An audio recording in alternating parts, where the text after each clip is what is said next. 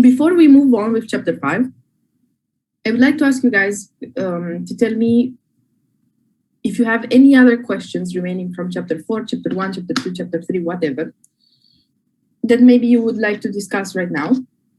Or if not, if you're still unsure, you can also, of course, text me on WhatsApp after the class. I'm available, and I will help you solve exercises. If there's still stuff that you don't understand, of course, I will help you. That's why we have the WhatsApp group. But right now, if there is anything unclear, I would like to clear that out first, and then we can move on with chapter 5. So let me know. If not, we'll just begin.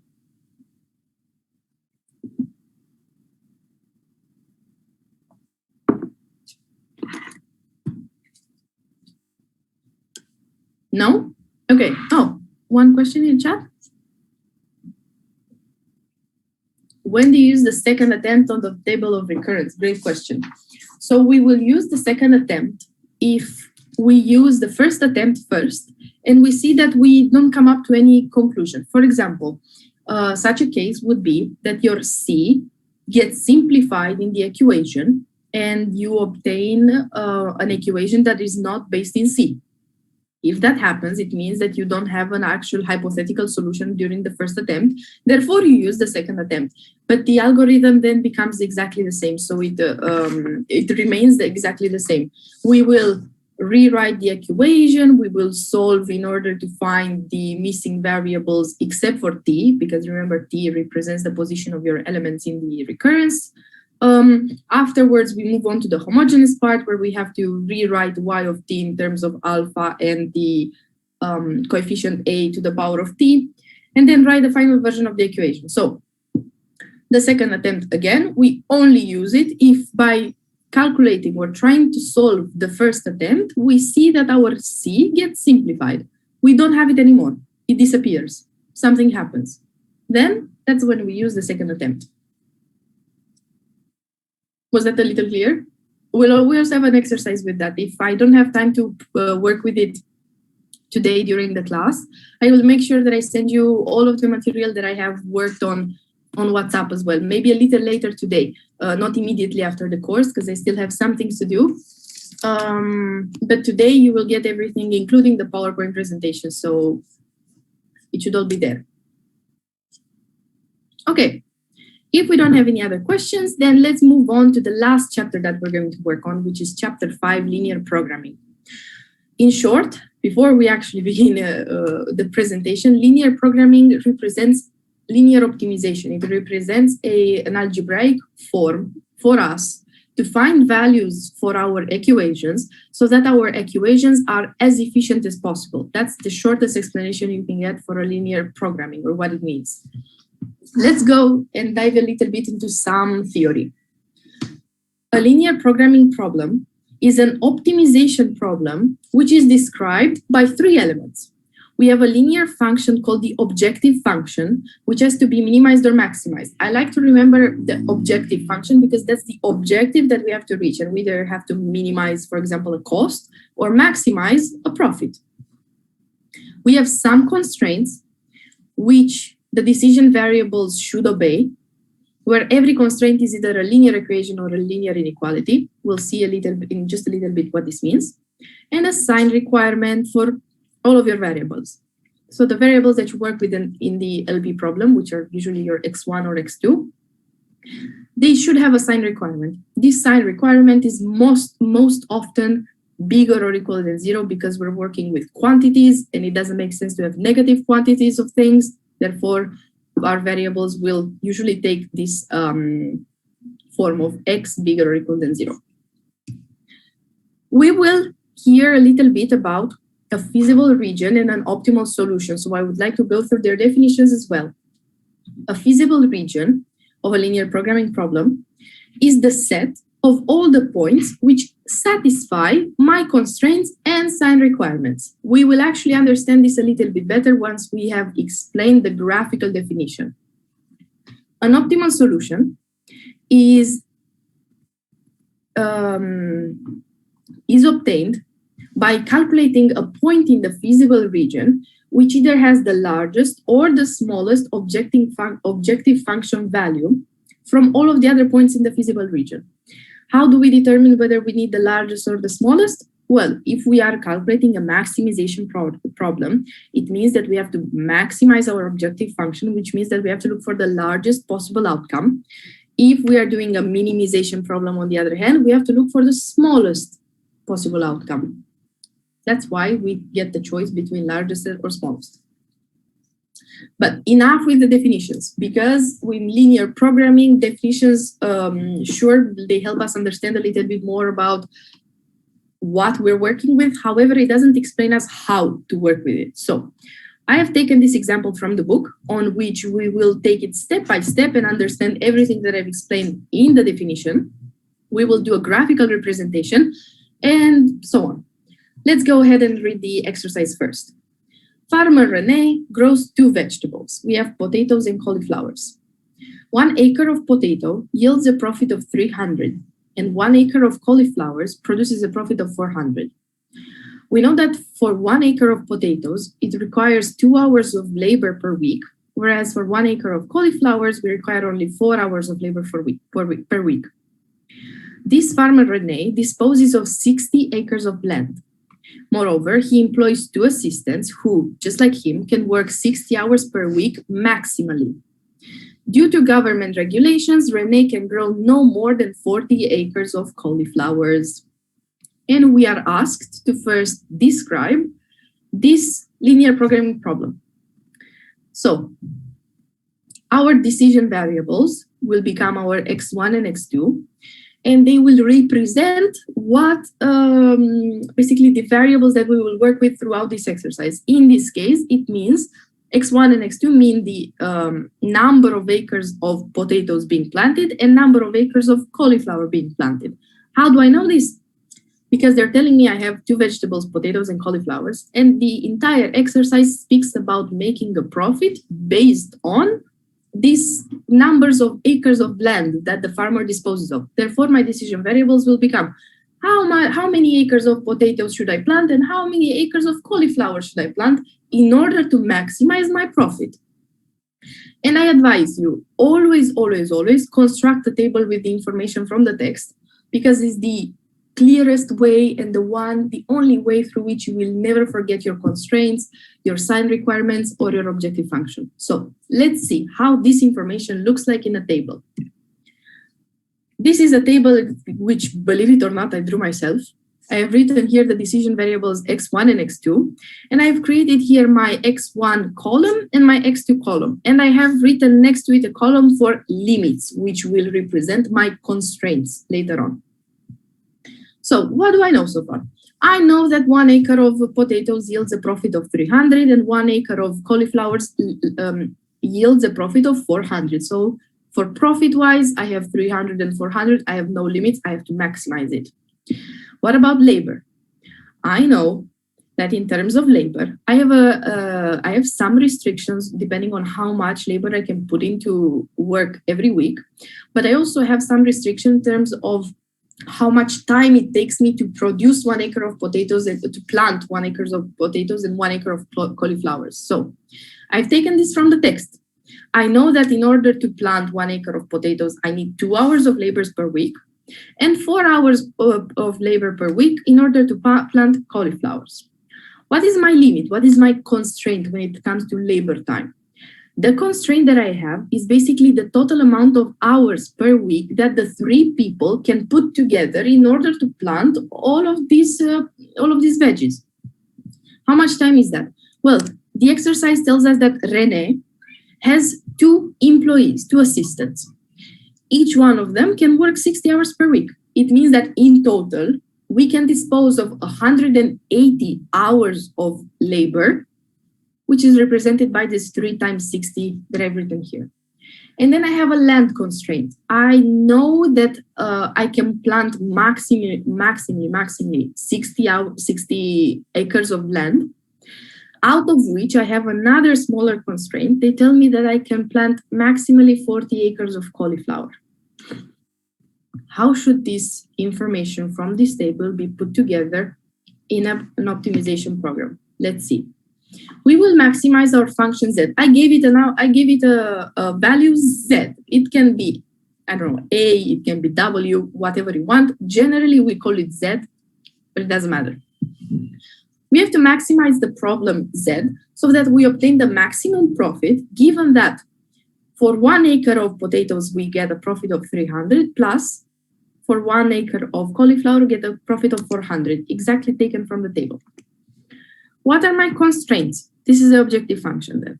What are my constraints? Again, I take them from the table. I know that 2 hours of labor per week it takes me to plant 1 acre of potatoes, therefore 2 times x1. I'm sorry.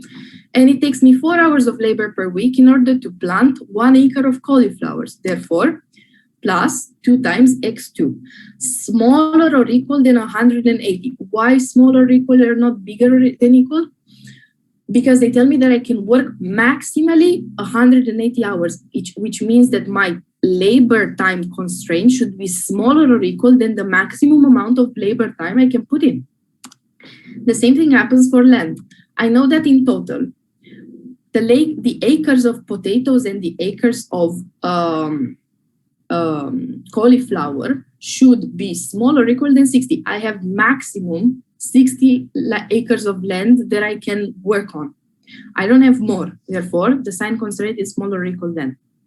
And then I have one last constraint regarding the number of acres of cauliflowers. It tells something in the end. Due to government regulations, Renee can grow no more than 40 acres of cauliflowers, which means that my x2 is also constrained by this smaller or equal than 40. These are my function constraints. What about my sign requirements? x1 and x2 represent numbers of acres of land. Can I have negative land?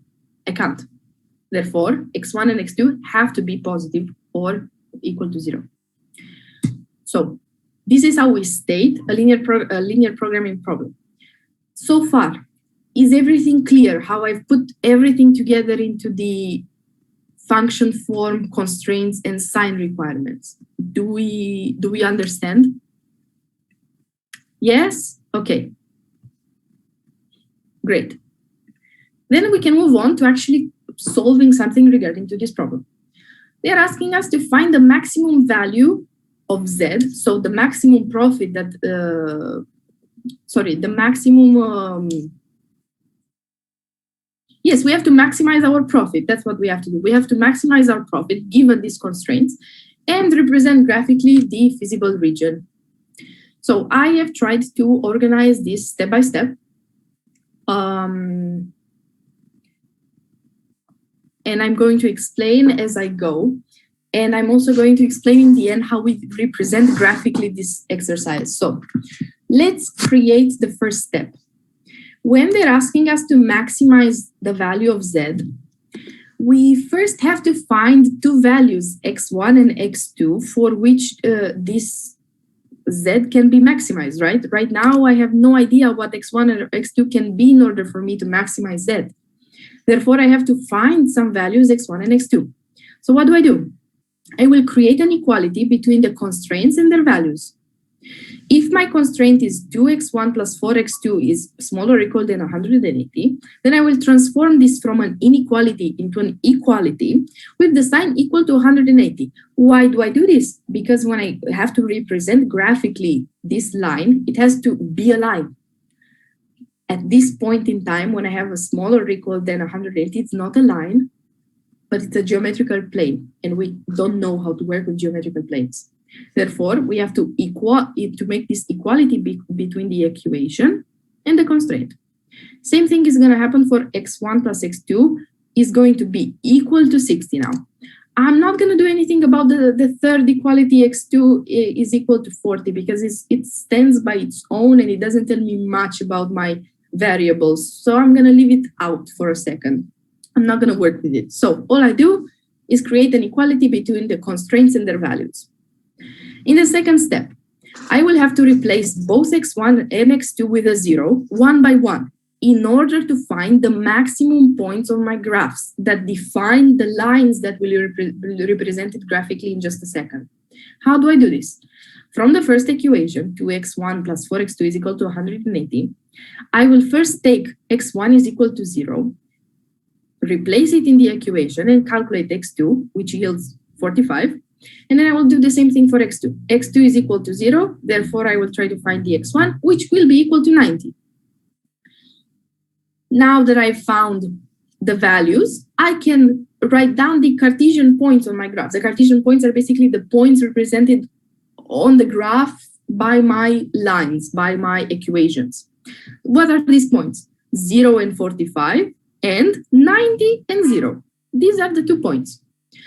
The same logic follows the second type of equation. x1 plus x2 is equal to 60. If x1 is equal to 0, then x2 is 60. If x2 is equal to 0, then x1 is 60. Therefore, I will obtain 2 more points, 0, 60, and 60, 0.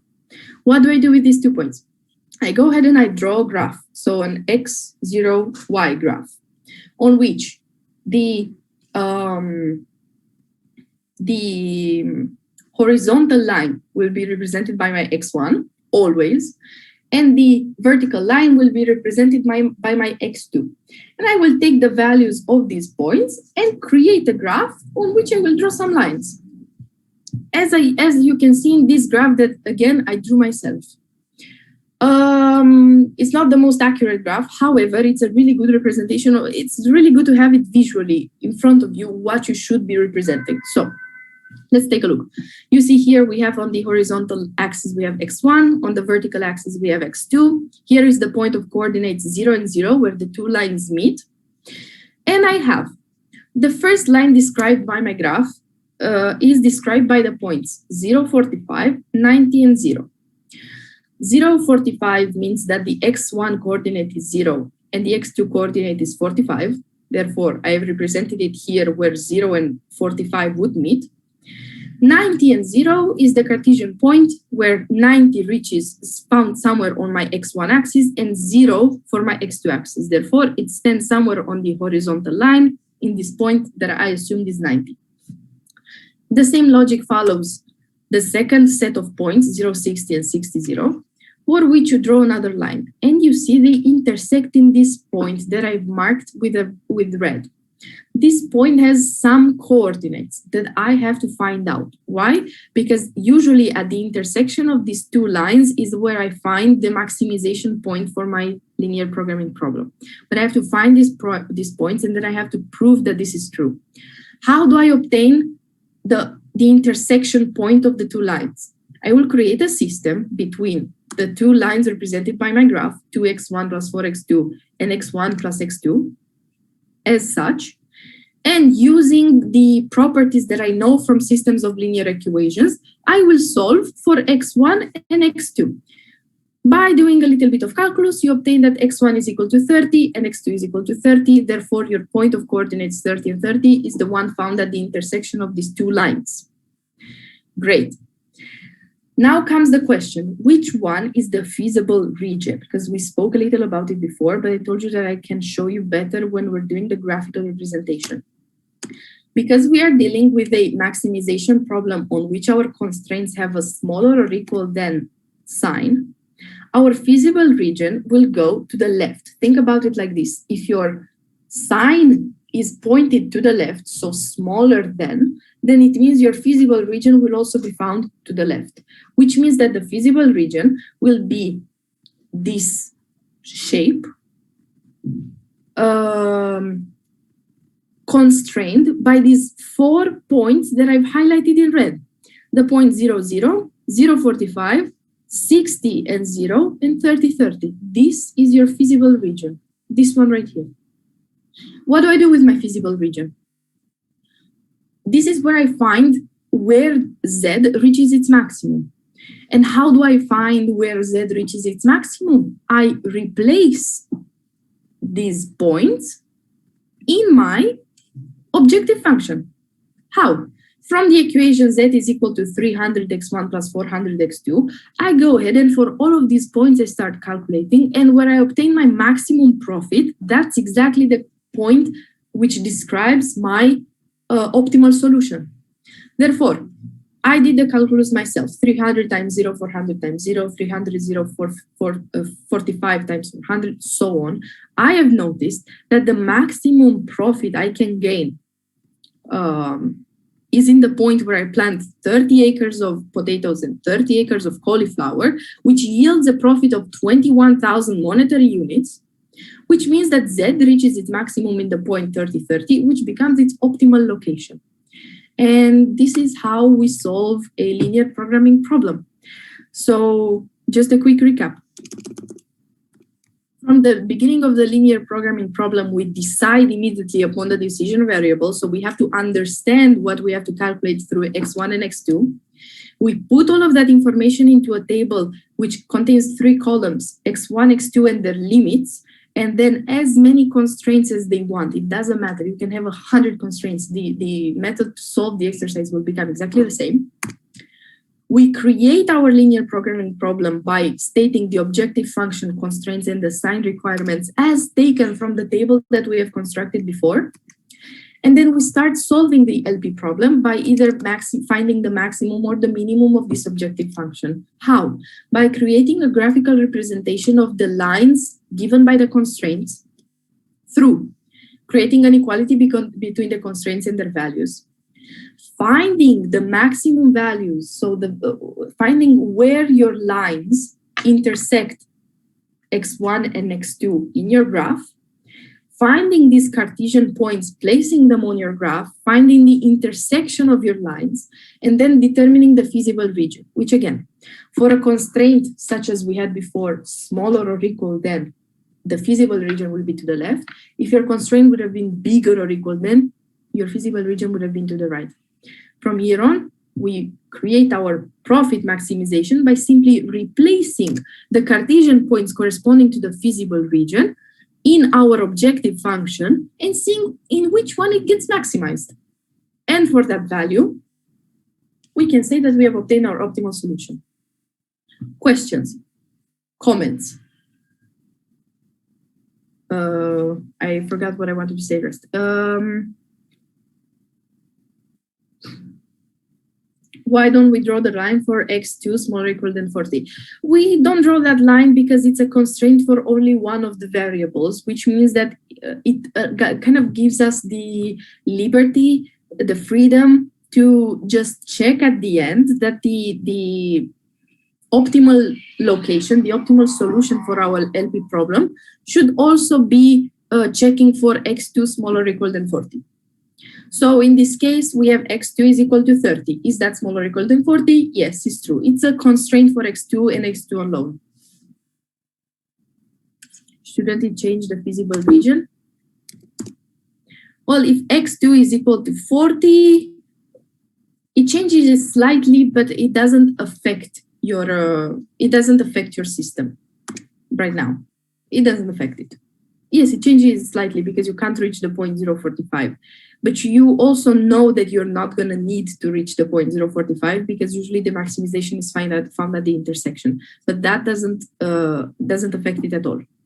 The constraint that should bother us would be only if our optimal solution would have been found with a constraint that doesn't verify that line as well. But that doesn't happen, because we're not that far as advanced with LP problems. We just do some basic exercises. We're not going too much in depth with actual simplex calculations. Those are a lot more complicated, and we don't do them in our course. So you shouldn't worry about it.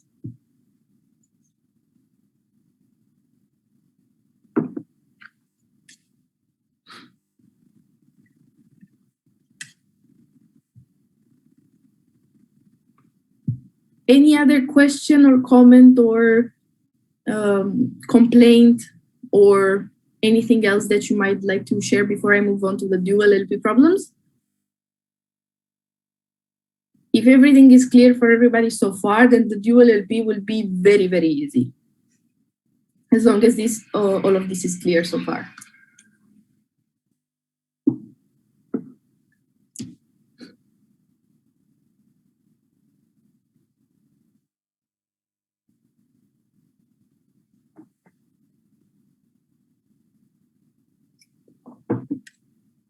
It's clear? Okay. If everything is clear, then we can move on to the dual LP exercises. So the theory, the actual theory behind dual LP is very weirdly structured. I'm not going to lie to you guys. It's very weirdly structured. It's a theory that is not easy to understand when you first read it. However, there are a couple theorems that you should remember for the exam, which I've included in the slides, don't worry. However, for the scope of the course, we don't need that much theory behind dual LP exercises. We just need to understand how to work with them, what they are, and how to identify them. Therefore, we will explain everything there is to explain directly on an exercise, which I think will help you a lot more than me just rambling on about some theory. If you disagree, we'll stop, I'll explain the theory, and then we'll continue with the exercise. So let's see. We have this beer producer called Bralch, which produces two types of beer, a light beer and a dark beer. For the production of 1 barrel of light beer, we need 4 kilograms of hop and 6 kilograms of corn. In order to produce 1 barrel of dark beer, we need 5 kilograms of hop and 2 kilograms of corn. We know that Bralch can sell a barrel of light beer for 116 euros, which is the revenue, and a barrel of dark for 78 euros. The daily supply of hop is limited to a maximum of 70 kilograms, and the supply of corn is limited to 72 kilograms. Both ingredients can be purchased at a price of 2 euros per kilogram. Okay. So again, first things first, decision variables. We decide upon what is X1, what is X2. X1 will read the number of barrels of light beer that can be produced daily, and the number X2 will become the number of barrels of dark beer that can be produced daily. Now that we have our decision variables, we can actually go ahead and construct another table with all of this information. How? I have here, I hope you can understand my handwriting. It's written light from light beer, dark from dark beer, and lim from limits. I have the following constraints. I have a constraint regarding hop, a constraint regarding corn, and then I have something told about the profit, but it's not that explicit. It's about revenue, and we have to calculate the profit. Let's read the exercise again. So, two types of beer, light and dark. For producing 1 barrel of light, we need 4 kilograms of hop and 6 kilograms of corn. Therefore, for 1 barrel of light, we need 4 hop, 6 corn. And for 1 barrel of dark, we need 5 hop, 2 corn. Then we are told the daily supply of hop is limited to a maximum of 70, whereas the supply of corn is 72. Therefore, I have written the limits on the column of limits. The limit for hop is limited to 70 kilograms and the limit of corn to 72 kilograms. What is left is for us to calculate the profit, which comes from revenue. For light is 116 euros minus the cost of producing, which is what?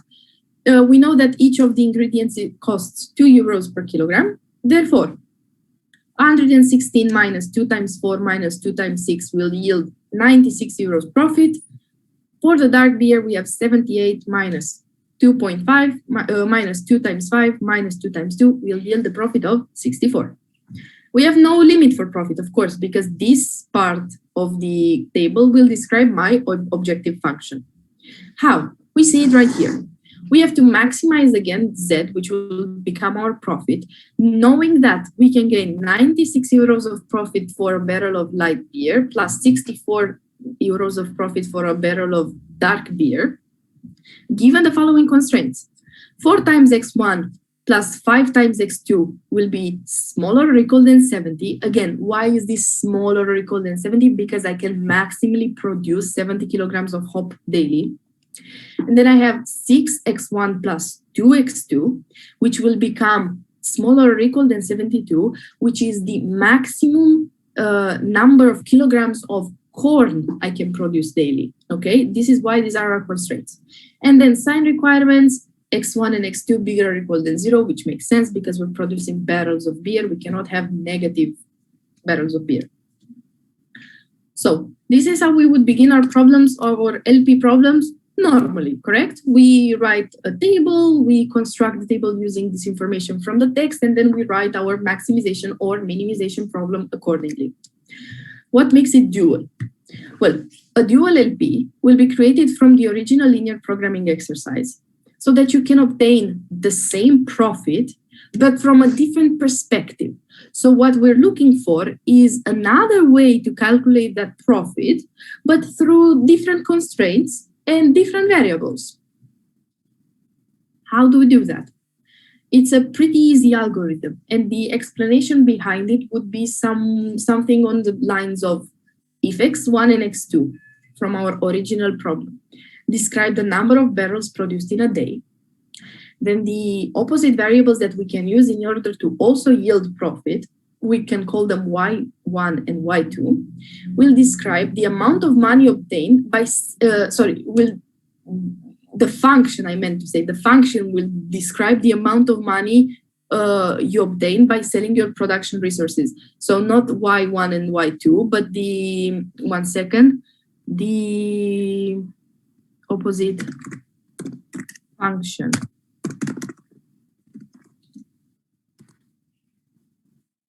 Okay, now it's better.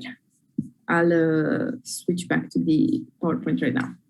Okay, I've changed a little bit the formulation. So the opposite function with the variables y1 and y2 will describe the amount of money obtained by selling your production resources. Okay, so what is the difference between these two problems? The difference is the variables that I obtain, that I conduct my analysis on. That's basically it. How do I obtain the dual LP problem? It's super easy. It's a super easy algorithm, which if you pay a couple more minutes really close attention to, you will 100% understand it. We have our original problem with a maximization function depending on 96x1 plus 64x2. Our constraints of 4x1 plus 5x2 smaller or equal than 70, 6x1 plus 2x2 smaller or equal than 72, and our sign constraints x1 and x2. And now, in order to create a dual LP, we will, instead of maximizing, we will minimize, because we do the exact opposite. Another function which I called W, which will be dependent on the limits of your constraints, so 70 and 72, attached to these decision variables y1 and y2, so 70 y1 plus 70 y2, with the property that the maximum of z is equal to the minimum of w. That's the main property of this duality. How do the constraints change, on the other hand? Well, if here our constraints were describing constraints based on the capacity of hop and corn, here my constraints will be related to the minimum amount of money that I can make by selling the resources to make light beer and to make dark beer. So if here I have constraints regarding the resources, here I have a minimum amount that I need to sell of light beer and dark beer, whereas these become my production resources, these two variables right here. And the sign constraints will remain bigger or equal than 0, again, because we cannot have negative quantities.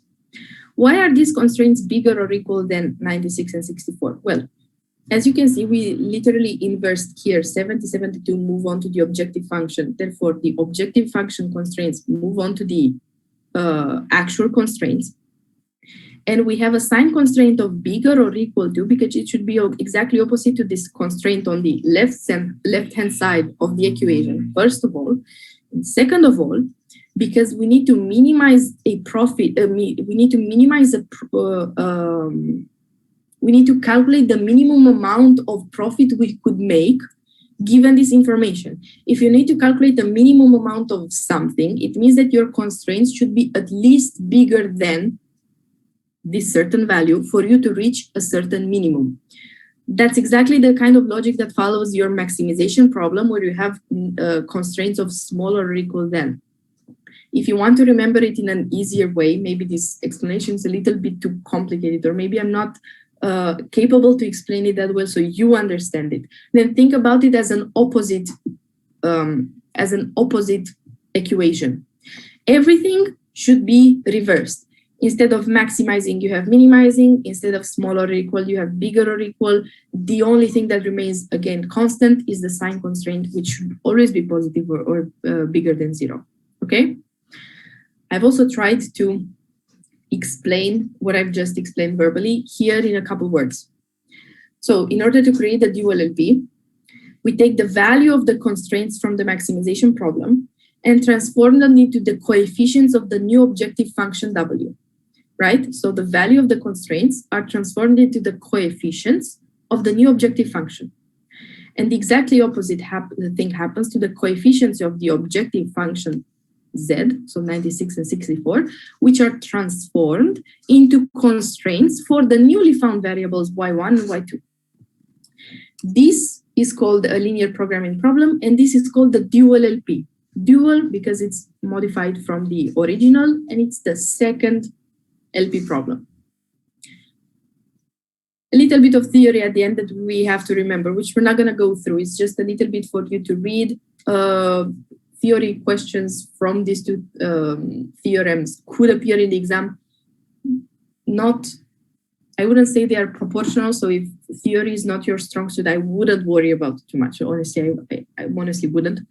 But it is good to remember just in case. And now I think we should try to do an exercise to see if we understood everything that we've done so far. But I think we should take a 10-minute break before and then move on with the exercise 524 or 525. We will decide which one we want to do together. So yes, if there are no more other questions, we will take a short break and be back and do the exercises.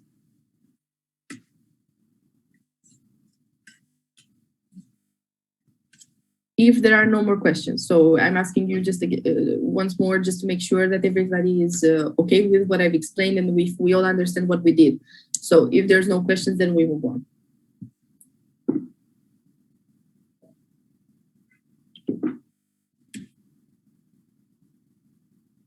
No?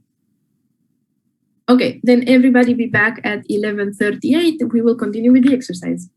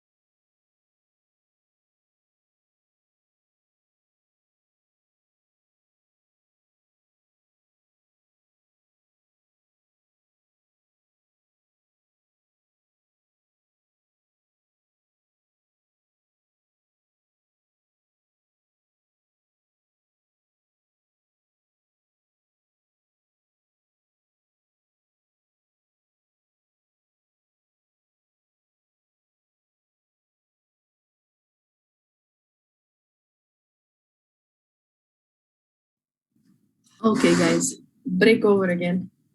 And I think this was going to be our last break for today, because what I plan on doing right now is going with you through exercise 5.24. So we work a little bit with some exercises that have to do with sensitivity analysis, which is not a completely new topic. Is sensitivity analysis stands for all sorts of different exercises that we can work with using linear programming problems. That's what sensitivity analysis is. It's not something a completely new topic that we have to go through. It's just exercises that we work with. That's kind of it. So for this reason, I have decided to spend the rest an hour and almost a half of our course working this exercise 524, which should give us a pretty good insight into the type of exercises that you can also get in the exam with sensitivity analysis, because the exam questions regarding this topic cannot be that complicated, because we usually do this using a computer program and not actual mathematical calculus. And then I have selected some questions from the receipt of June posted on Canvas that I believe are really good markers of what we had covered, and probably one of the hardest exercises that you could get in the exam, or the types of exercises that you could get in the exam. So this is how we're going to spend the rest an hour and almost half of our time. So first things first, I will turn your attention towards exercise 5.24 from the book. We'll read it all together like before. We will solve it on the whiteboard all together. And afterwards, we'll move on to some past exam paper questions. So this is a very interesting exercise that requires us to remember some things from Mathematics 1, which I will remember for you in a second.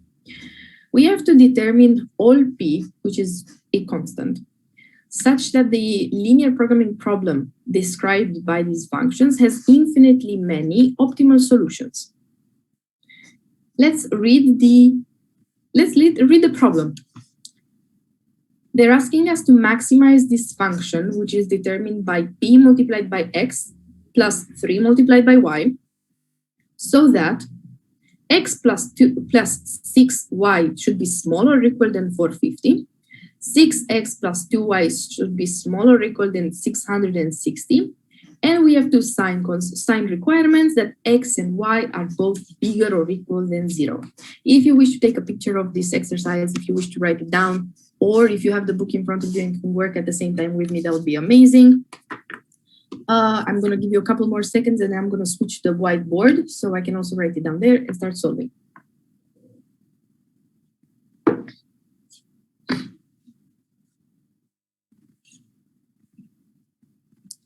Let's see. We have to maximize the problem. Px plus 3y. So that x plus 6y is smaller or equal than 450. Then 6x plus 2y should be smaller or equal than 660. And then our sign requirements that x and y are both bigger or equal than 0. Find P, so we have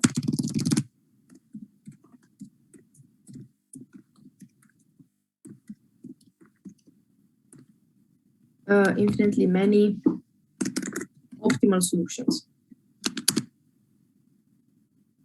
In order to find this coefficient so that we have infinitely many optimal solutions, then we have to first define the lines that would represent our theoretical graph.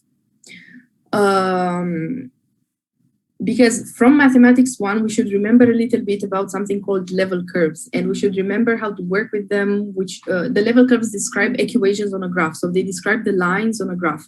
And the most important thing that you should remember about them, I'll put it here with some exclamation marks, is the slope of the line. A line is represented by the parameter y. Y is equal to something called intercept, which we should also remember from statistics, plus a multiplied by the parameter x. What is the slope? Slope will be represented by the parameter a. So will be represented by this coefficient that is attributed to the parameter x. Great. In order for us to obtain infinitely many solutions, which by the way is a very basic requirement for the mathematics exam, they almost always want you to calculate infinitely many solutions. You need the slope of the objective function to be equal to the slope of the constraints function. That's what you want. Therefore, we should start obtaining some slopes. How do we begin? Well, we have to first understand what is the slope of the objective function. Our objective function is the one that we have to maximize. So ex plus 3y. I'm going to give it a random value, not a random value, but a value that can describe absolutely anything that this maximization can give me, and it can be k. K representing a value, the maximization value. How do I obtain my slope? I have to rewrite my equation in terms of y.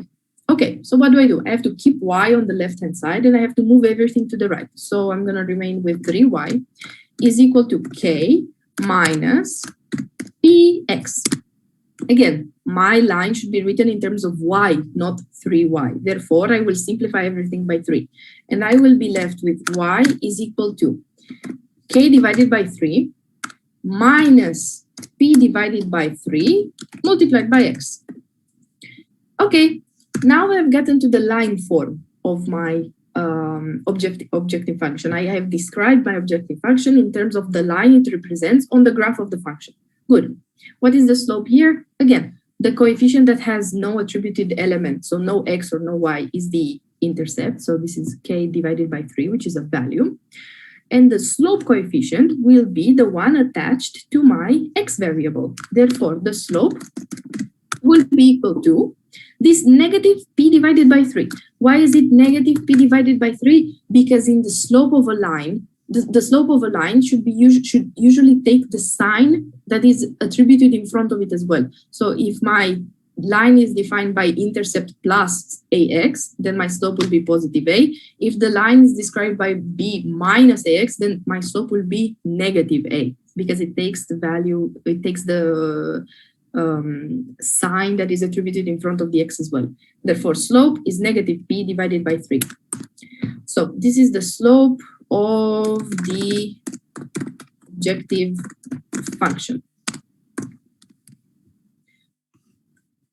Next thing that we have to do, we have to determine the slope of the constraint functions. So how do I do that? I have to again transform my constraints into functions. Right now they're inequalities. So I have to do x plus 6y is equal to 450. So this is literally how you transform it into a function, into a line. You make from inequality into an equality and you calculate.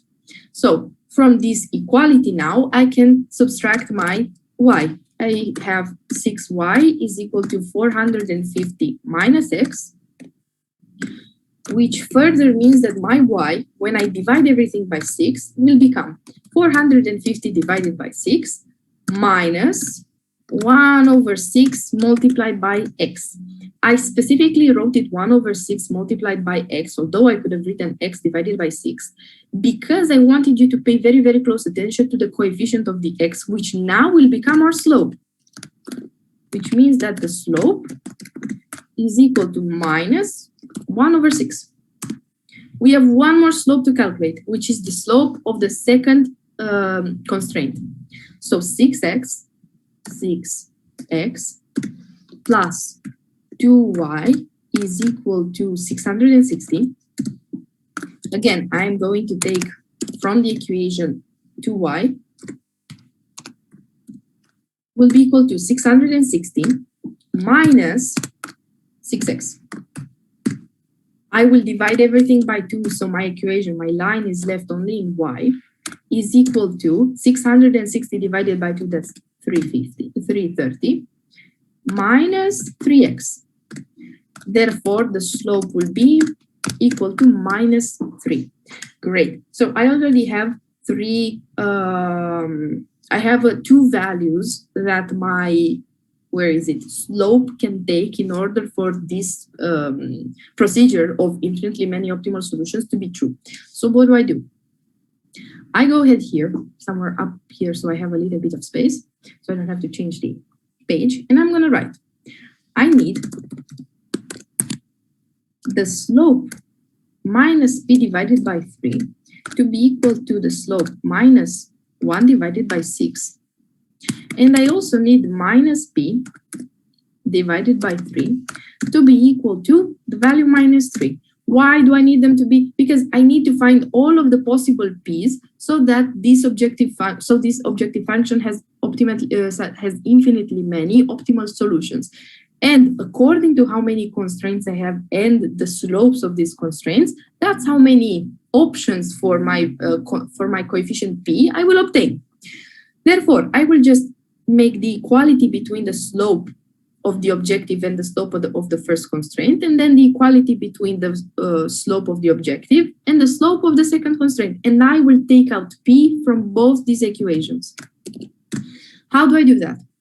From here, minus p divided by 3 is equal to minus 1 over 6. This means that p divided by 3 is equal to 1 divided by 6, which means that p is going to be equal to, if I do some quick mathematics, 3 divided by 6, which is 1 divided by 2.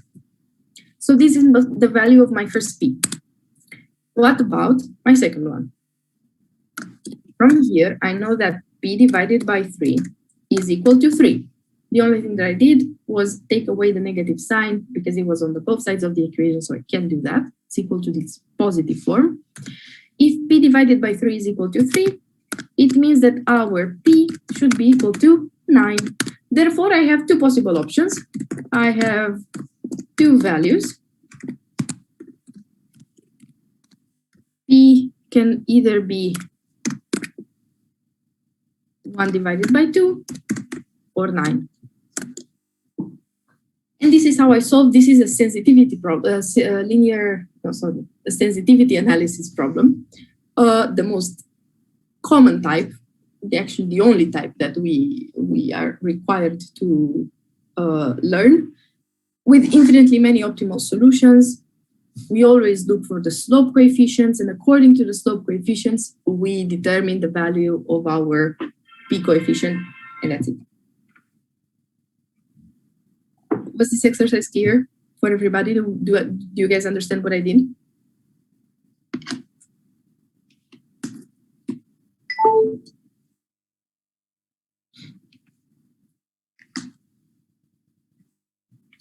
Yes? Perfect. If everything is clear, I'm really happy to hear. Then I am happy to announce we can start moving on with the exam practice, which is perfect because I'm exactly on time. And we're going to start by,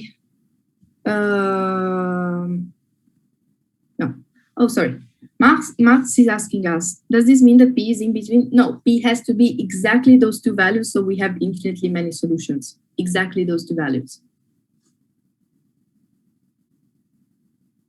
Yeah, perfect. I'm going to start. I have some screenshots on my computer with the past exam paper exercises that I would like to work with you guys. I'll open the ones that I would like to work with you. So I have them ready.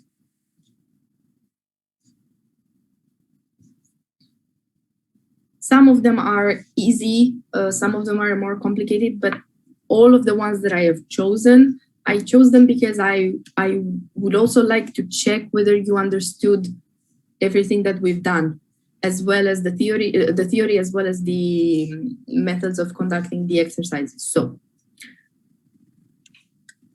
okay, these are the ones so far. Okay, so which one is it? I think it's this one. We'll start easy. We'll start with these two exercises from the exam of from the recent exam, question 3 and question 4. So we'll start with question 3. Below, you can find the solution of the following first order linear recurrence with the initial value x1 is equal to 26 divided by 9. And they're giving us linear recurrence. You can already notice that it follows the pattern of the linear recurrence that we understood. So the formal pattern, which is xt is equal to a multiplied by x of t minus 1 plus that bt coefficient, right? Where bt here is equal to t plus 1. In our case, linear recurrence xt is equal to 4 times x of t minus 1 plus t plus 1 for all t's bigger or equal than 1. And we have its general solution, x of t is equal to alpha multiplied by 4 to the power of t plus pt for t bigger or equal than 1. Compute alpha. As easy as it is. What do? We know the value of x1. We know x1 is equal to 26.9, and we have the general solution. So what do? We will simply go ahead and replace in the general solution x1 with the value 26 divided by 9. We will we will calculate everything there is to calculate, and then we will find the alpha, just like we had done before, okay? Does it make sense for everybody so far? Are you all following?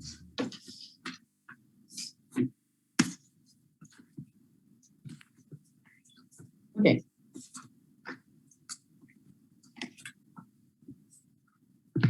What do we notice it's missing from our exercise that we need in order to actually be able to calculate? Well, we see that its general solution is written in terms of alpha multiplied by 4 to the power of t, which is good. That is our homogeneous part of the equation.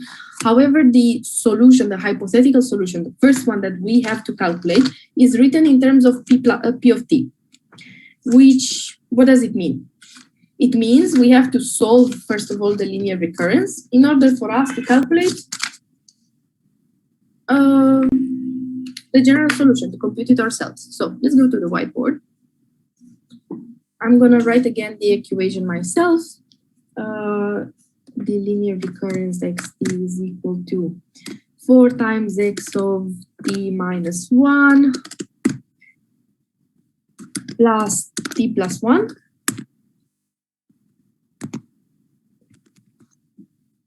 If this is my general form, I identify my coefficients. A is equal to 4, and my coefficient b will be equal to t plus 1.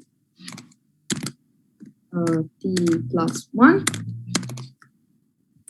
Because my coefficient b looks like t plus 1, I'm looking now at my cheat sheet. What form of the solution should I use in order for me to be able to compute further this equation? How does b look like? Is it a constant? So does it depend on t? It does depend on t. Therefore, it's not a constant. Does it look like a multiplication between a constant number and a ratio powered to something? No, it doesn't look like that. It looks kind of like b0 plus b1t, where b0 is equal to 1, b1 is another 1, and t is equal to t. Therefore, we're going to use the second form of our solution. Our x star t will be c plus dt. This is the form of our solution. That's great. This is the first step. We've identified it. First step. Now that we've identified our solution, our second step requires us to rewrite the equation in terms of this. How do we rewrite this in terms of, how do we write our equation in terms of our solution? Well, instead of xt, we're going to write c plus dt is equal to, we have 4 multiplied by x of t minus 1 will become c plus d multiplied by t minus 1. Does everybody understand the why? I hope. Because x of t minus 1 should also become d multiplied by t minus 1 because the position also changes, right? Because the t indicates the position on which I'm situated. Therefore, it will change. Plus the rest of the equation, t plus 1. These do not change because they are given standard by the equation. So if they're given standard by the equation, they don't change. The only thing that will change is the x's. Okay, great. We can move on. We can start solving the exercise. C plus dt will be equal to, I'm going to open up the first parenthesis first. So for parenthesis C plus, we have dt minus d plus t plus 1.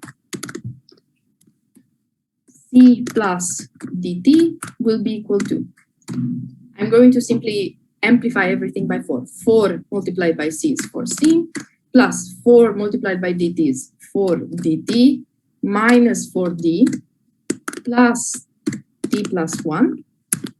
I'm going to switch everything to the one side of the equation. Because here I have higher coefficients, it makes a lot more sense to switch this to the right.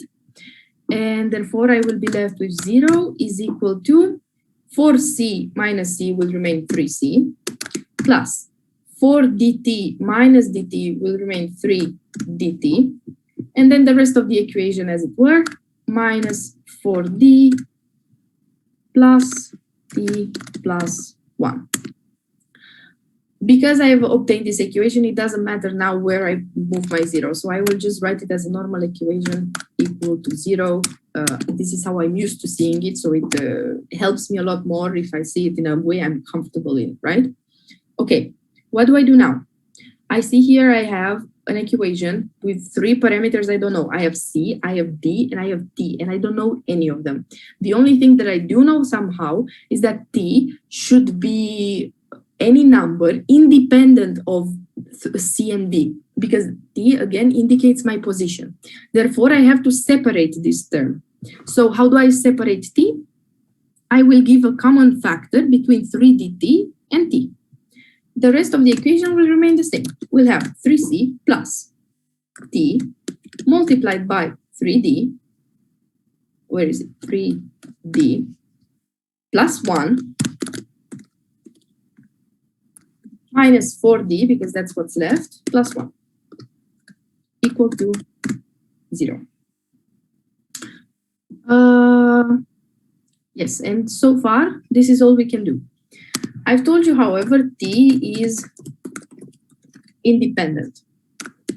Therefore, we have to find C and D so that the equation is 0. How do I find C and D so that my equation is 0? I first go and look here in this parenthesis, because it's the only parenthesis or the only portion of my equation so far that is only dependent on in one parameter that I don't know. This parenthesis should be 0. Why? Because this t should be eliminated no matter its value. Therefore, 3d plus 1 should be equal to 0. How much is d? Negative 1 over 3, if I'm not mistaken.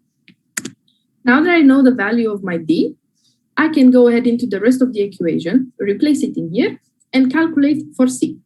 I'm left with 3c plus, in here, I know this parenthesis is 0. T multiplied by 0 will become 0, therefore I will write 0, minus 4d.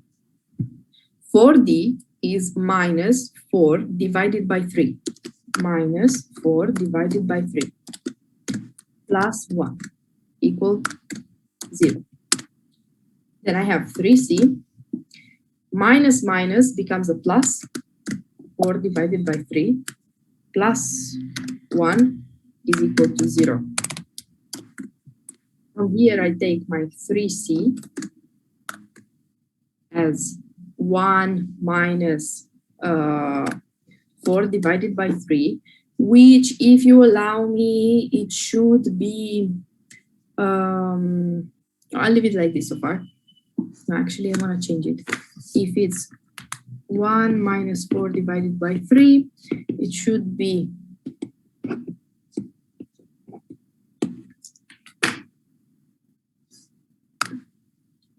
like that. This should become, wait.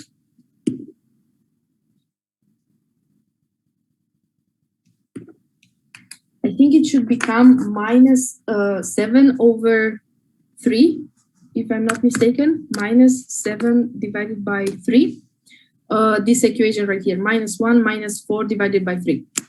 And therefore, when I take out c, it's like I'm dividing again by 3. It should become minus 7 divided by 9. And I think this is the value of the c.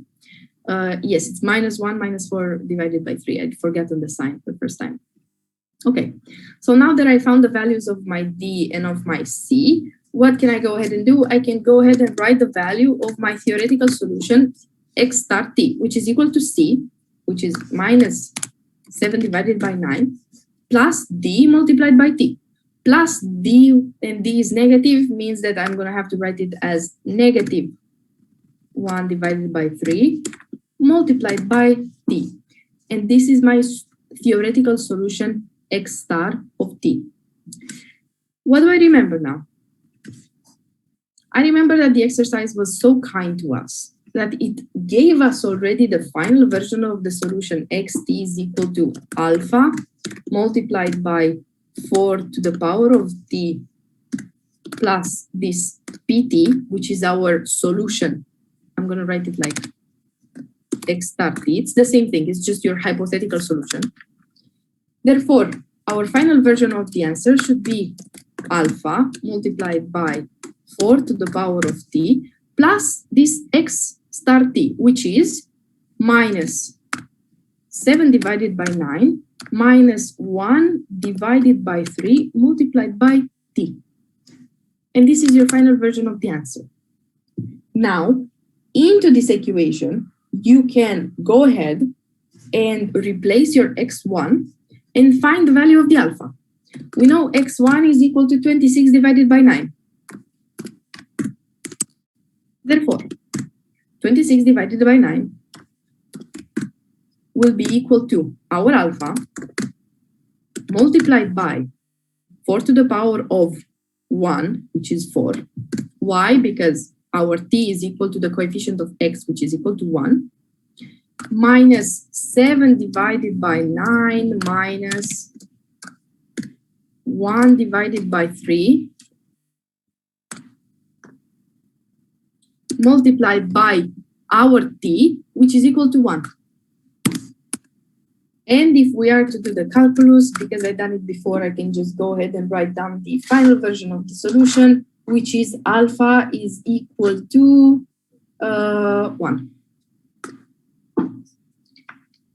And this is how we solve the exercise. Yes, I'm sorry about it. I initially wrote 7 accidentally. I meant to write T. It was a mistake when I started typing on the keyboard. But yes, so this is what we get to in the end, that alpha should be equal to 1. So the algorithm that we had applied before for the for finding the solutions of the linear recurrence stands. You can see here, it's pretty good that I like that we work today with the algorithm for a constant, the algorithm for a power, and the algorithm for this construction of C plus dt. You can see how we work with all of them individually. And you should always keep in mind, because I know the second step is probably the one that gives the most headaches to most people. You should always keep in mind that the equation should be equal to 0 no matter the value of t. Therefore, you should find values of c and d so that this is all 0 all the time in any of the solutions that you may get. This is the thing that you should always keep in mind.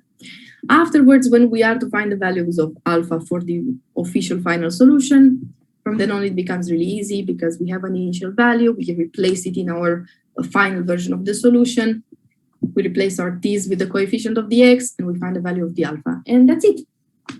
Was it clear enough for everybody? Could everybody follow easily with the algorithm and everything?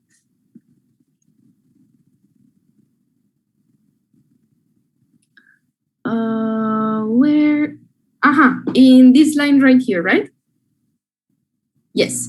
Okay, so this equation 3c plus 0 minus 4 divided by 3 plus 1 is a rewriting of the equation 3c plus t multiplied by the parentheses minus 4d plus 1 is equal to 0. In here, once I found out that the value of d is equal to minus 1 over 3, I know that my parenthesis is equal to 0 because I had to find the d so that the parenthesis is equal to 0, correct? If I were to replace minus 1 divided by 3 in here, I would get minus 1 divided by 3 multiplied by 3 becomes a minus 1, plus 1 becomes 0. Therefore, t multiplied by 0 will remain a 0. And then minus 4 multiplied by the value of d, which is minus 1 over 3, becomes minus 4 divided by 3, and plus 1, because that was the remainder of your equation, is equal to 0, and from here on computations. How do you know? Yes, that's what I told you, that t is independent, so therefore we have to find c and d so that the equation is always 0. That's why whenever we calculate these exercises in the second step, you've noticed that we tried to find values intentionally so that our t becomes 0. Our equations that are written in terms of t become 0, such as this. This is an equation written in terms of t because it's an equation that contains our t. Why did you replace the t with the 1 on the last line? You mean in this part of the equation where we have worked with alpha? Yes, because t takes the value of your indice of your x. So if x1 is represented by your xt, therefore t takes the value 1 in this situation. So when we replace it in the xt equation of the solution, t takes the value of the coefficient of the x. In this case, it's 1. No worries. Any other questions? That's theory. T is independent.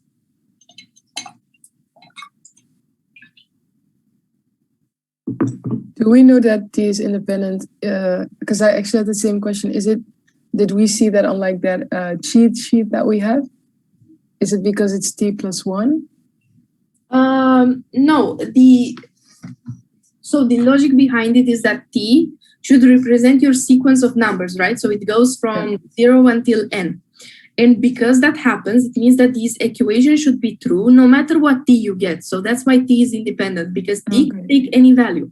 And because that happens, it means that your coefficients for your solution should satisfy this relationship no matter what t you obtain. That's kind of the logic behind it. I hope that makes a little bit more sense. I will add it again into the cheat sheet so we don't forget. Okay, cool. So it's like always independent. Yes, always. Okay, cool. Thanks. No worries. So that t is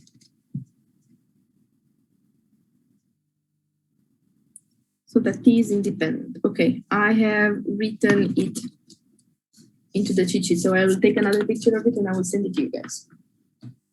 Okay. Any other questions about this exercise?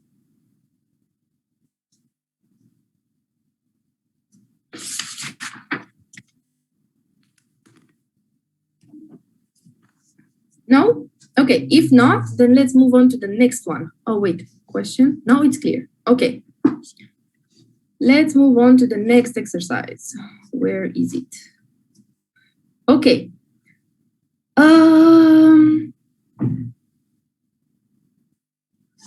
I thought we could do question 4 if you guys want, of course.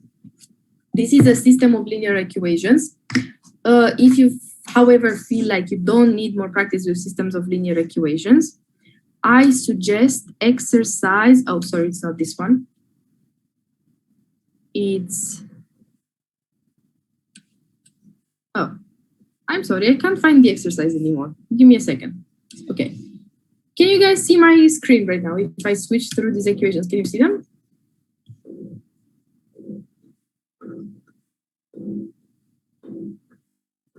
Yeah, okay, great. So I was thinking that we can either do question 4, which is a system of linear equations, or we will work question 6. Actually, question 6 we work anyways, but you let me know if you want to work the system of linear equations or not.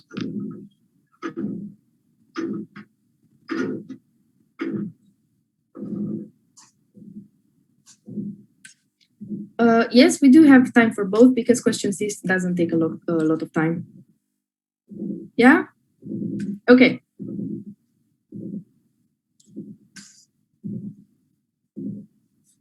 Okay, so wait, let's read the exercise together first. I forgot. Question 4, we have to determine all the alphas such that the following system has at least one solution. And we're given the system. x1 plus x2 plus x3 is equal to 4. x3 is equal to 2. They're giving us the value. And they're telling us that alpha squared minus 4 multiplied by x3 is equal to alpha minus 2. And in order to compute this question, because I have no idea why, we have to take the product of the values that you have computed for alpha and write down the results. Very cool. Let's see. I'm pretty sure you and I guys have very different definitions of cool, but for me, this is pretty cool. So let's move on. We have to write down the system of linear equations first. So I'm going to write it down as a system. And it is x1 plus x2 plus x3 is equal to 4. Then I have nothing, x3 is equal to 2. And then I have my equation, alpha to the power of 2 minus 4 should be equal to alpha minus 2. Okay, I hope this is clear. I hope you guys can see it well. So this is the system of linear equations that we have to solve. And if you allow me, instead of alpha, I will just write A, because it's going to be a lot easier to compute if I have to write A all the time instead of alpha, okay? So this is what we have to solve.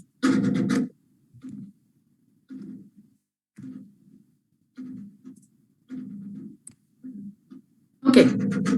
So they're asking us what are the values of A such that the system has at least one solution. So at least one solution. Okay, in order for my system to have at least one solution, I have to take this equation and find the values of alpha that would yield these equations. How do I do that? I'm going to go ahead here and compute it separately. A to the power of 2 minus 4 multiplied by x3, so multiplied by x3 should be equal to A minus 2. I know from the equation that my x3 is equal to 2. How do I know this? Look here in the system of linear equations, they're telling me x1 plus x2 plus x3 is equal to 4. x3 is equal to 2, which is perfect. And then they're giving me this equality, which is based on x3. If I know that x3 is equal to 2, and I need to find out A, it makes sense that I go ahead and replace the x3 with my 2 in this equation and start solving. So I'm going to go ahead and write A to the power of 2 minus 4 multiplied by x3, which is 2, is equal to A minus 2. So now I'm going to go ahead and compute a little bit more. How am I going to do it? A squared minus 4, this is a mathematical formula. I know I can rewrite it as A minus 2 multiplied by A plus 2, everything multiplied by 2 is equal to A minus 2. But I really don't like the fact that A minus 2 is written here separately from all of the rest of them. It also doesn't help me because when I'm trying to solve equations, I always need something is equal to 0 in order for me to be able to solve. Therefore, I will take A minus 2 in a parenthesis and move it to the other side of the equations. So from the right to the left. The rest of the equation will so far remain intact. A minus 2 multiplied by A plus 2 multiplied by 2 minus parenthesis A minus 2 will be equal to 0. Great. Now this is something I can work with. What do I see again? I see that I can give A minus 2 as a common factor in these two parts of the equation. So I can get to a simpler form. How do I do that? A minus 2 is a common factor. What is left is a plus 2 multiplied by 2, which is 2a plus 4, minus 1. Why is it minus 1? Because here it's as if I were to divide minus a minus 2 by a minus 2. When I divide minus x divided by x, that is minus 1. This is why I am left with minus 1 standing. Is equal to 0. Great, this is a much better form. I can actually work with it. A minus 2 multiplied by 2a plus 4 minus 1, 3 is equal to 0. What do I do now? I have to find the values of a for which this is true. So how do I do this? I take each parenthesis in particular and I have to equal it to 0. And the values that I obtain are my possibilities of a, so that this system makes sense. How do I do that? A minus 2, first of all. A minus 2 will be equal to 0, which means that my a should be equal to 2. And then I have 2a plus 3 should be equal to 0, which means that my a has to be equal to minus 3 divided by 2. And these are the two values of my alpha, so that my system has at least one solution. And because the exercise is asking us to compute it as the product of the values of the alpha obtained, therefore, your final answer in the exam would have been the product between 2 and negative 3 divided by 2, which is equal to negative 3. So this would have been your final answer in the exam, because you need to compute it as alpha multiplied by alpha for some reason. So this is what you would have written. Is this clear for everybody? Do we understand how to work this exercise?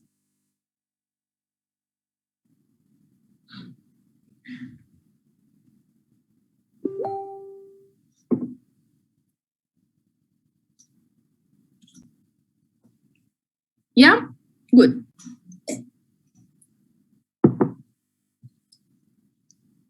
If everything is clear and we solved our system, let's go back to the exercise I told you I wanted to work with you guys, which is exercise 6 from here.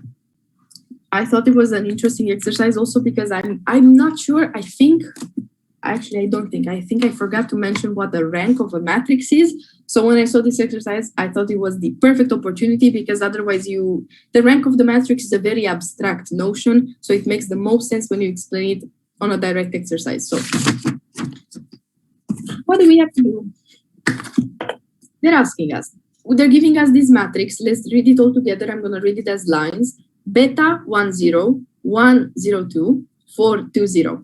And they're asking us, determine all beta such that the following matrix has a rank of 2. Okay, great. So I'm going to write it here separately from this exercise. The matrix is defined by the following coefficients. I'm going to write it B instead of beta, because I cannot write beta on my calculator. B1, 0, 1, 0, 2, 4, 2, and 0. Like that. This is my matrix. The rank of a matrix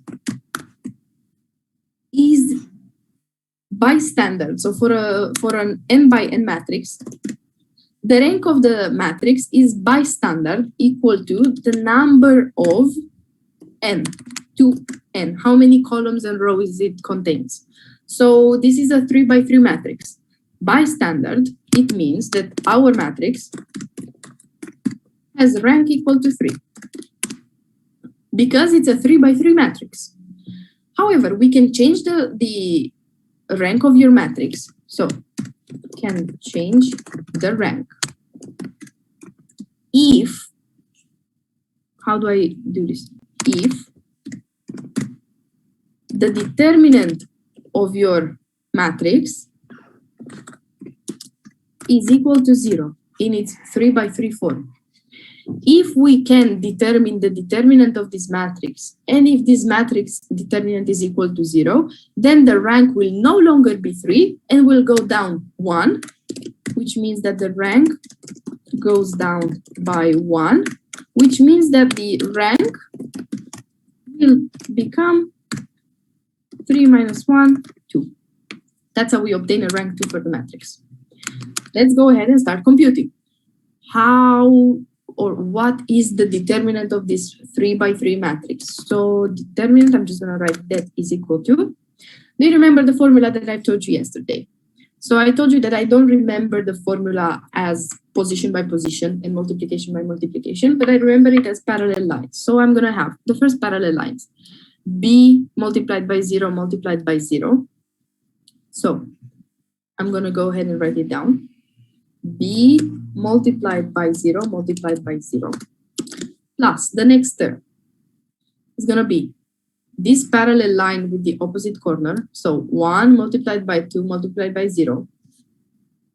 1 multiplied by 2 multiplied by 0 plus, again, the parallel line 1 multiplied by 2 multiplied by the corner. So that would be plus 1 multiplied by 2 multiplied by 4. And from here on, we start subtracting. So minus, we have the parallel line first. So 0 multiplied by 0 multiplied by 4.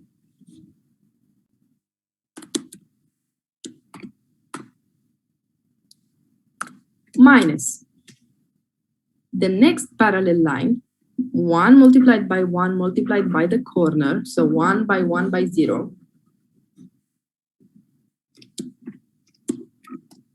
Okay. Minus the last parallel line, which is 2 multiplied by 2 multiplied by the corner. Minus 2 multiplied by 2 multiplied by b. And this is how we obtain the determinant of a 3 by 3 matrix. I hope it wasn't way too confusing the way I've rewritten it here with the colors and the signs and everything. But however, you have this theory in your slides that you're also going to get today. So if it's a little bit confusing right now because because you're not familiar with the formula, it's completely fine. You're going to get familiar with it. Don't worry. So let's compute. B times 0 times 0, that's 0. Plus 1 times 2 times 0, that's 0. Plus 1 times 2 times 4, that's 8. Minus 0 times 0 times 0, times 4, sorry, that's 0.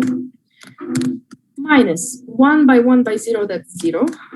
Minus 2 by 2 by b, that is 4b. Therefore, our determinant is going to be equal to 8 minus 4b. What did we say before? That the rank of the matrix standard, a 3 by 3 matrix rank, is by standard equal to 3.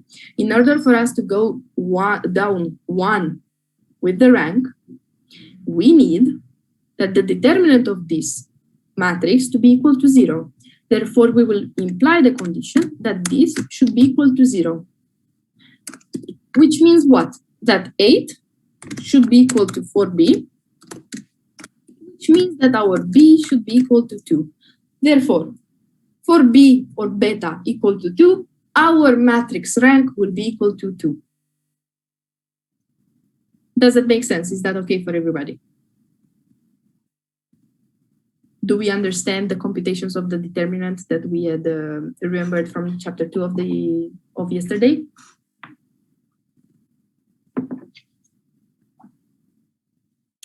Yes? Perfect. Then we can move on to the next exercise, if everything is clear. Okay, so right now I would wish to work a bit more of a interesting exercise. Let me see, where was it? Yes, I would like to work the exercise of the linear programming from the exam.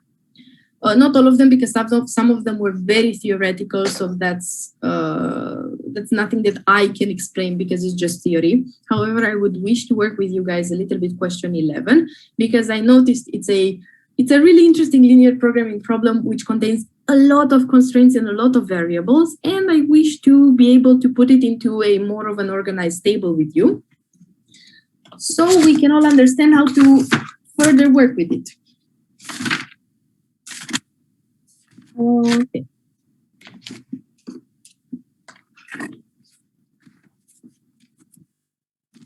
I'm looking for my notes that I've made on this exercise, but apparently I lost them. So we're gonna see what we can do. Okay, we'll first read all of us the exercise together, and afterwards we will do exactly like we did in the slide. We will construct a table with the information, we will create the maximization or minimization problem, we will start explaining the constraints, and so on. So let's see. A company manufactures luxury cars and trucks. The company believes that its most likely customers are high-income women and men. To reach these groups, the company has embarked on an ambitious TV advertising campaign for which the costs should be as low as possible, which means we're having a minimization problem, and has decided to purchase a 1-minute commercial spots on 2 types of TV programs, comedy shows and soccer games. Each comedy commercial is seen by 7 million high-income women and 2 million high-income men. Each soccer commercial is seen by 2 million high-income women and 12 million high-income men. A 1-minute comedy ad costs 50 monetary units, and a 1-minute soccer ad costs 100 monetary units. The company would like the commercials to be seen by at least 28 million high-income women and 24 million high-income men. Okay, we don't care about the question right now. We don't care what the exercise is asking us. All I want is to go into my whiteboard and write this information down in a table. How do I do that? I'm gonna write first and foremost decision variables. So I wanna write down my decision variables to make it as clear as possible. What's my x1, what is my x2? So my x1, are they, yes, written in terms of x1 and x2. My x1 will be the number of minutes of comedy show advertisements, and x2 will become the number of minutes of soccer game advertisements, okay? These are my 2 decision variables as described by the text. Okay, so far so good. Now we can put these decision variables into a table and we're gonna construct it. I'm gonna have here my decision variable x1, my decision variable x2, and here I'm gonna have my limits or my constraints.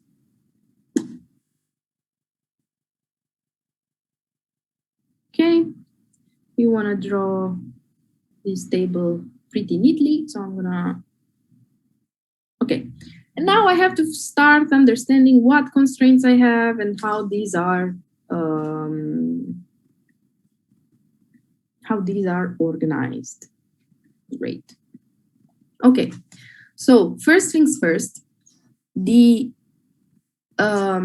exercise is telling me, what is it? I think it's this one. The exercise is telling me, besides the fact that I have 2 variables, x1 and x2, representing the numbers of minutes of a TV commercial and comedy shows and soccer games, that each comedy commercial, so this is x1, should be seen by 7 million high-income women and 2 million high-income men. So I have a constraint here, which is based on gender first. So I'm gonna have, when I go back into my whiteboard, the first 2 constraints are going to be limited to women and to men.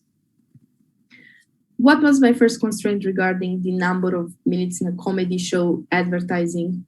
It was that this advertising is seen by 7 million high-income women and 2 million high-income men. Okay? What about the soccer game advertising? we are told that these are seen by 2 million high-income women and 12 million high-income men. Great. Going back to the exercise again, I need to read further. A 1-minute comedy ad costs 50 monetary units and a 1-minute soccer ad costs 100 monetary units. Okay, can go back to the whiteboard again. Here I'm gonna write costs. I'm gonna separate these lines in my table.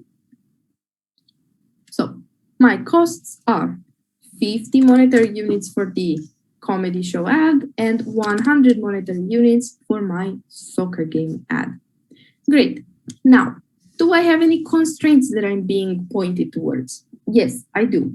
At the very end of the text, I'm being told the company would like the commercials to be seen by at least 28 million high-income women, at least, which means bigger or equal to first audience constraint, and at least 24 million high-income men, which means what? When I go back into my table, my limits will become at least 28 million women and at least 24 million men.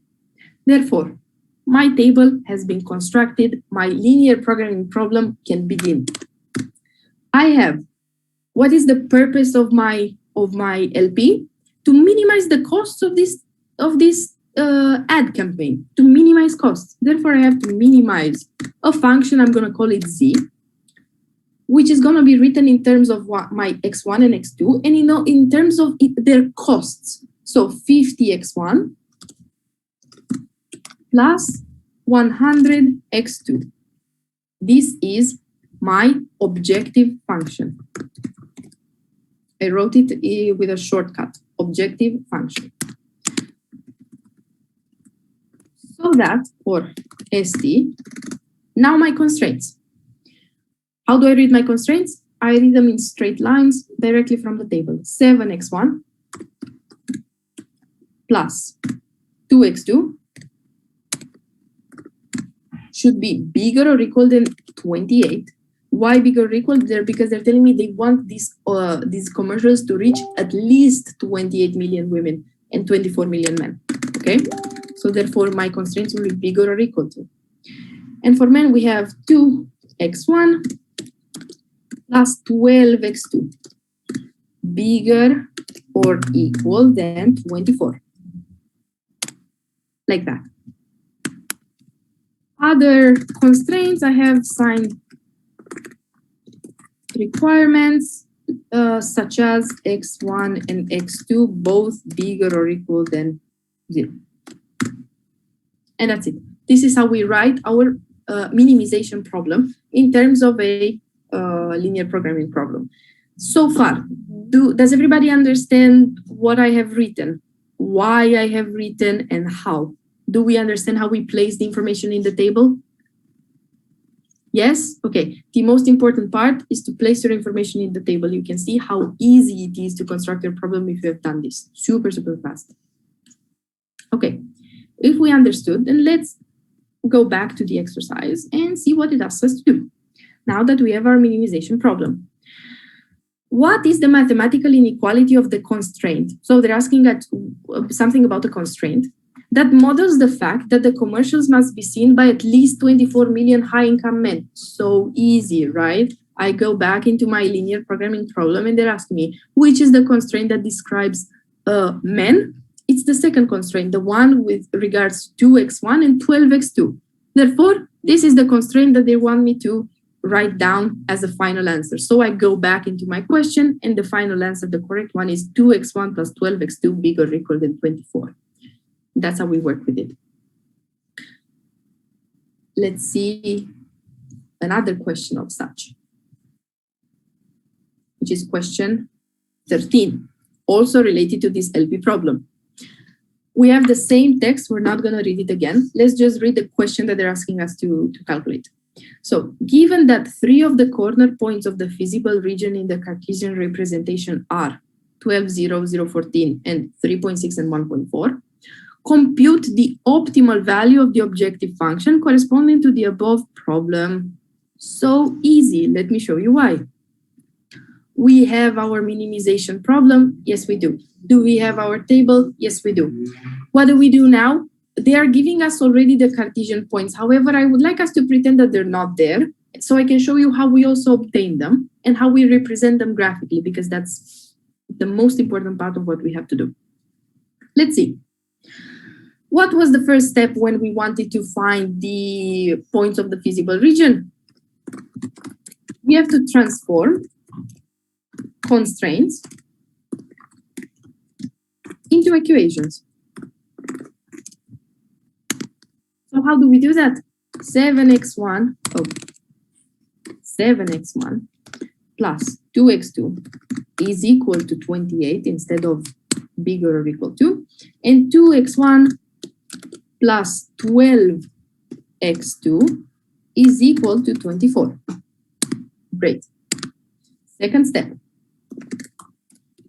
We have to replace x and x1 and x2 individually with 0 so that we obtain the maximum values of our lines that will intersect our graphs, so we can actually create our graph.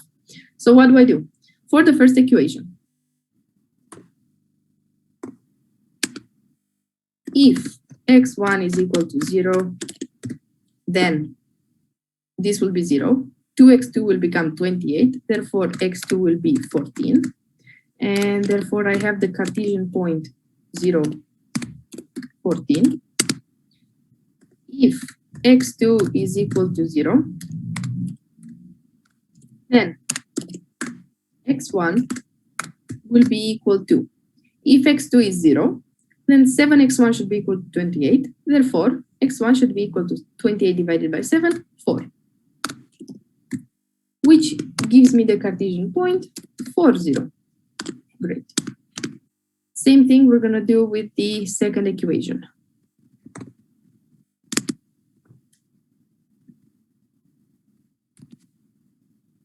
So, from the second equation, let's see it well.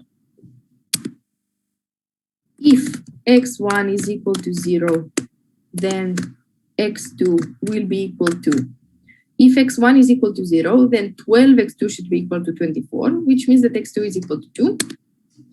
If x2, on the other hand, is equal to 0, it means that x1 should be equal to, if this term is 0, then 2x1 should be equal to 24. Therefore, x1 should be equal to 24 divided by 2, which is 12. So, from here, we obtain the Cartesian point 0, 2. From here, we obtain the Cartesian point 12, 0. Amazing.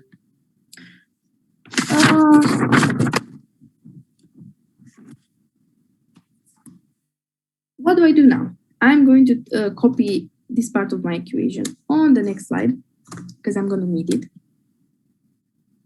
I need my Cartesian points in order to draw my graph. So allow me to start drawing my graph. I will be representing it here on to the right side.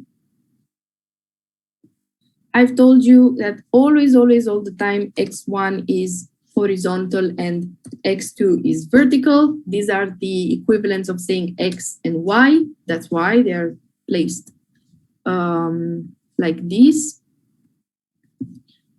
Okay, like that. Okay, and I'm gonna start drawing the lines corresponding to my Cartesian points. So starting from the first equation, we have the point corresponding to the coordinates 0, 14. 0 being the first coordinate x1, which means that x1 is in here, is exactly at the intersection of the two lines, which is the line of, which is the point 0, 0.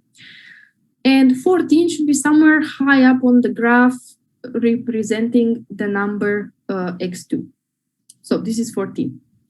On the other hand, the other Cartesian point describing the same line on the other side would be 4, 0. 4 being the coordinate for the x1. Let's pretend it's here. And 0 being the coordinate for x2, which means it's here. Therefore, our line is, I'm going to draw it in pink, this one. can be as long as you wish because it's a line, so it goes infinitely throughout space. We don't need it to be that long. We just need to have the visual representation, but this is it. We're going to do the same thing with these other 2 points. Let's go. We have 0, 2. Here is my point 0, 2. And my point 12, 0 will be represented somewhere here. Therefore, I'm going to take yet another color, represent this second line of my graph. Amazing. And what do I notice? I have an intersection. I need to find the value of this point in the intersection. I always do. How do I find the value of the point in the intersection?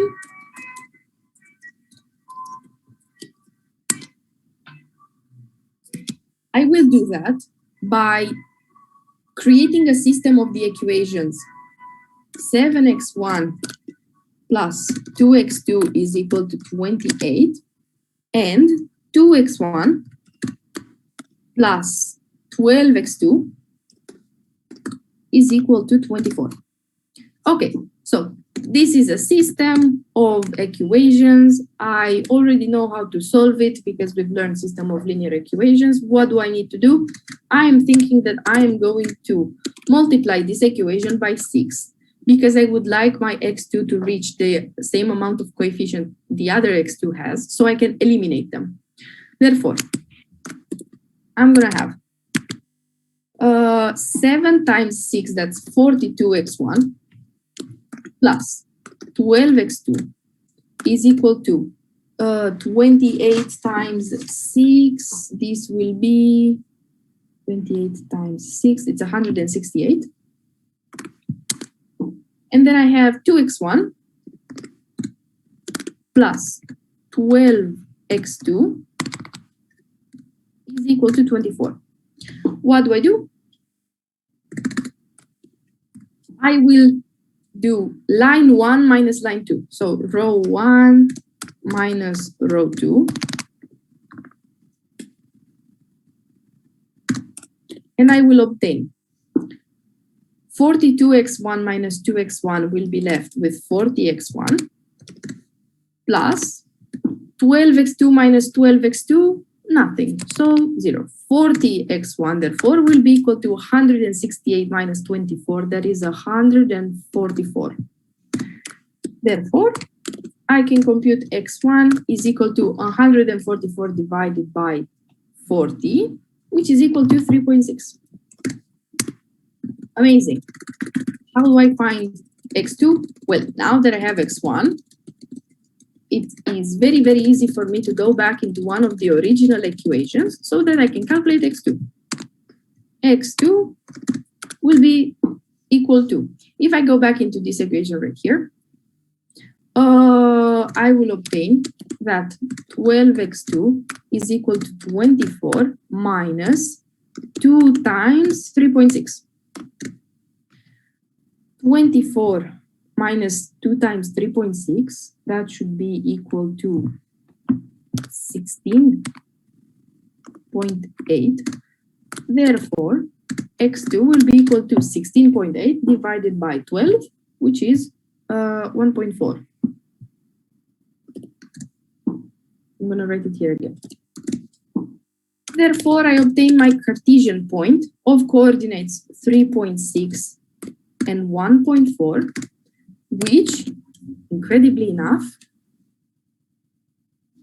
is this point right here, the intersection. That's the intersection point. And it's exactly right here. And these are its coordinates. 3.6 on the x1 axis and 1.4 on the x2 axis. This is amazing. Why? Because now that I have the all of these points together, I can actually deduct which one is my feasible region. Okay, let's think a little about it. The feasible region should be described in terms of the problem that we're creating. So if we're having a maximization or minimization problem, right now we're trying to minimize costs. And in this minimization problem, our constraints, so these requirements right here are bigger or equal to. They're pointing to the right, as we say. What does this mean when we're thinking about it in a graphical way? If the constraints are bigger or equal to, and they're pointing to the right, it means that our feasible region will be described by this region turned to the right over here. And I'm going to represent it in green.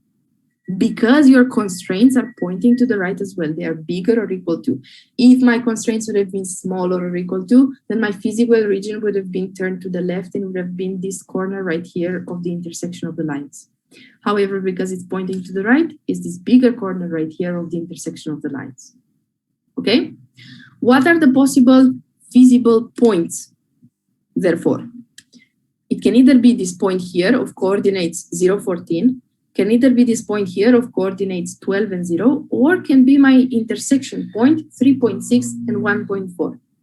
Now, if you go back with these coordinates into the minimization problem, you have to obtain the smallest possible value for your z, and you will obtain that value in this Cartesian point 3.6 and 1.4. If you guys want, let me know. If you want, we can also write that down. It's just what I would do, so I can explain a little to you. I would take the values 0 for x1 and 14 for x2 and put that into this equation and obtain a number. Then I would do the same thing for the values 12 for x1 and 0 for x2, again into the minimization objective function. And then I will take 3.6 and 1.4, and I will obtain again a value. And this value will be your minimized cost. And you should obtain 320. 320. And that's how we work with it. What do you guys think? Do you want to write it down? It's not a problem. We can definitely do that. Just takes one more page of the whiteboard. But we have infinity of those, so that's completely fine.